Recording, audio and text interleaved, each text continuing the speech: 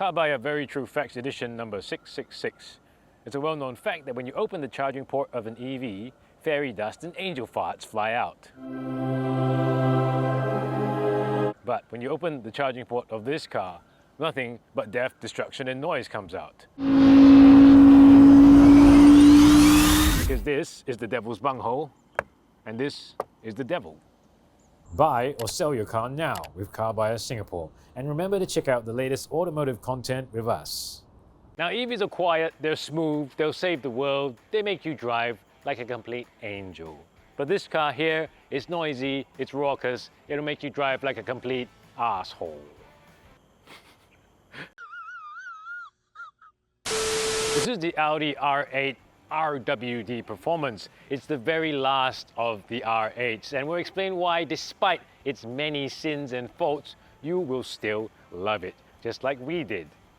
And since we're saying goodbye to the R8, I think before we start, we should have a little bit of a history about the car. The R8 is Audi's sports car and now a supercar. It first appeared in 2006 in the first generation model, and people kind of forget what a big moment this was for Audi. In 2006, it was still on the up against the other German rivals. It made this car to say that, yes, we're here and we're gonna you up.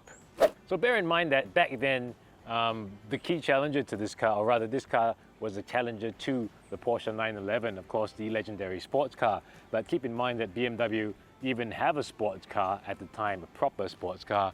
And Mercedes was so FOMO'd that they made the SLS in 2009. So in a sense, the R8 really crystallized Audi's intentions of coming onto the stage and being a real proper challenger to BMW and Mercedes.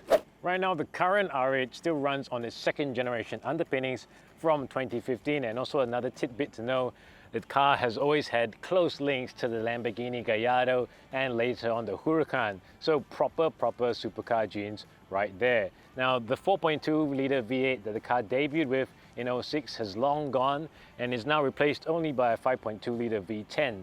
In 2015 we tried out the Quattro version, which is ridiculously fast and one of the best on-the-road sports cars we've ever tried in Singapore. And last year we tried the rear-wheel drive Spider convertible version, but this is the rear-wheel drive performance model, so it has about 570 horsepower, again from the long-standing 5.2 litre V10 engine located behind the driver. And the significance of all that is that this is the last proper petrol engine R8 there will be. There will be another R8, but that will probably be full electric coming on along in a few years' time, so it won't really be an R8.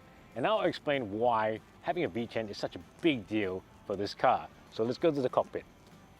So before we get to the main event, let's talk about the cockpit, because there's lots I like about this cockpit, even though it's pretty much 7 years old. So with sports cars and supercars, you know, car makers don't need to update the cabin as often as they do with mainstream models. So everything here is controlled by one screen. There is no touch screen. Ha! Ha! I love it. There is no touch screen. I am not. So there is no touch screen. Why am I talking like a French person? But yes, there is no touch screen here. I don't know. Luke and Kim are away now. Otherwise, I would love to put them here and go try this car. What are you gonna do? I think they'll flip out. They'll just go, my God, my mind is blown. My Gen Z mind is blown. There is no screen. Okay, so enough bullshit. But there's only one screen right here. So all the functions and all the infotainment, all that stuff is controlled here. And you have this little thing. I haven't seen this for a while. This is Audi's MMI rotary controller. So quite important in a car that you really will need to keep your eyes on the road for. This controller we last saw in the current Gen A4, and it's gone in the facelift. So, you know, pretty much I think this will be the last car with the MMI other than the Q7.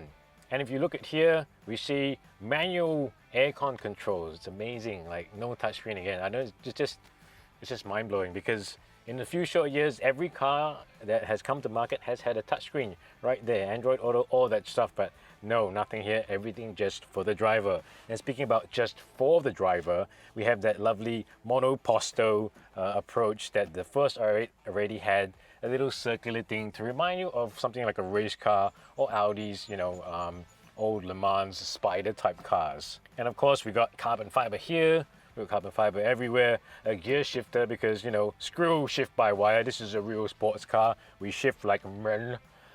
starter button, drive select button, and the nice flat bottom steering wheel. So we'll get to the loud and noisy and fast part in a bit, but rest assured that the Audi R8 is intensely impractical. There are only 2 seats here. You could carry another person, maybe the top half here and the legs in the front. You can put a bag here maybe behind the seats. This fits, but I don't think anything else will. Yeah, so the R8 is thoroughly impractical, and as you can see, it's so low to the ground. So let me show this to you. I'll get out in a very elegant fashion.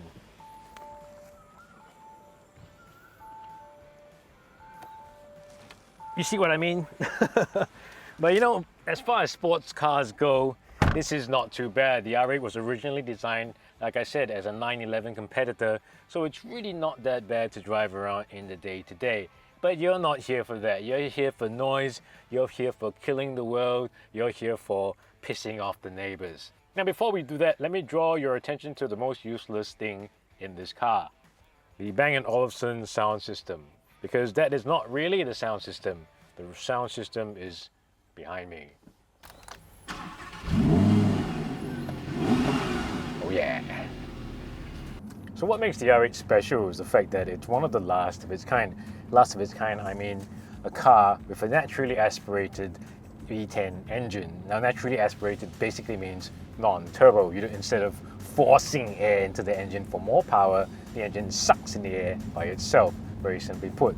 And in terms of technology, the naturally aspirated era has kind of gone past us already. So there are very few remaining NA engines left.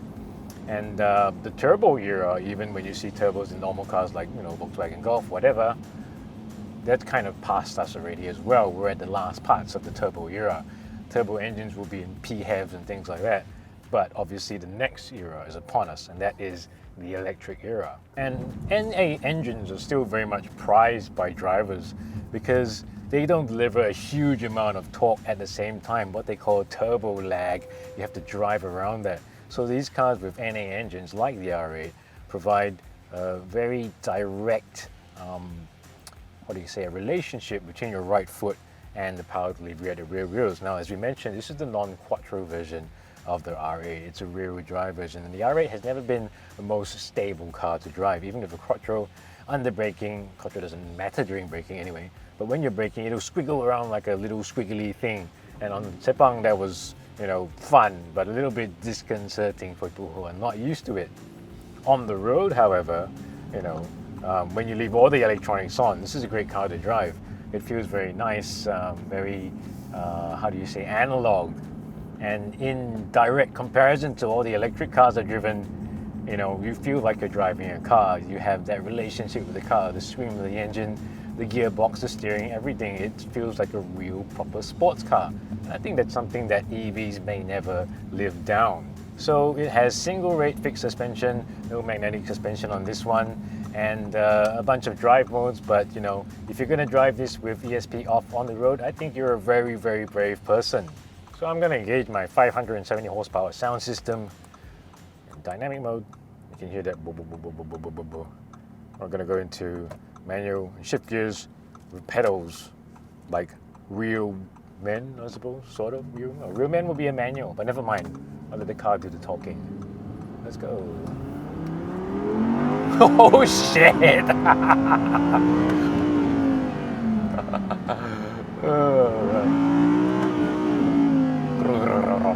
So we're not going that fast, even though it sounds fast. I'm only going about 50, but I'm having a lot of fun, as you can see.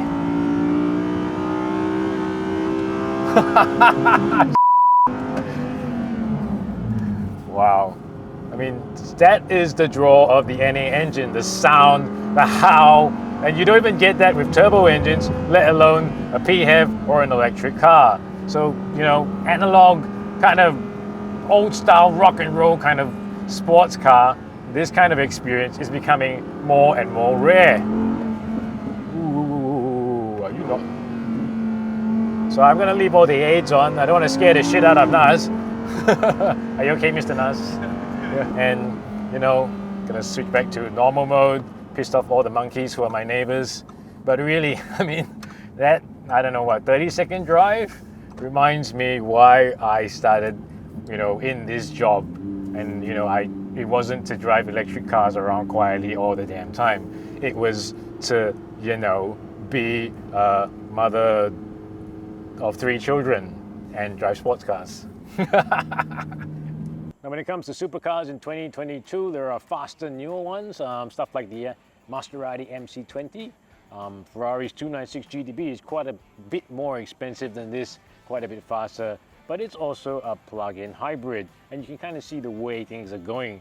Because this is the last R8, it's still unrepentant, it's still naturally aspirated, it's still got that roar, and not a lot of cars have that anymore. Maybe the Lexus LC500, which has a nice V8, not quite as fast as this car. We also have the Ferrari 812, quite a lot faster than this car and more expensive. But the number of naturally aspirated supercars you can count on one hand, maybe. Oh yes, there's a Porsche 911 GT3 as well.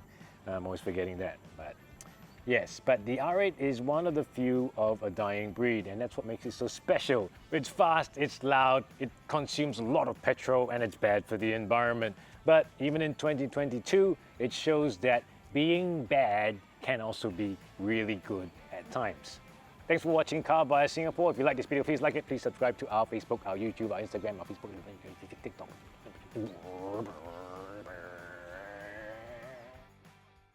Mr. Nas, so you want, or you want? I want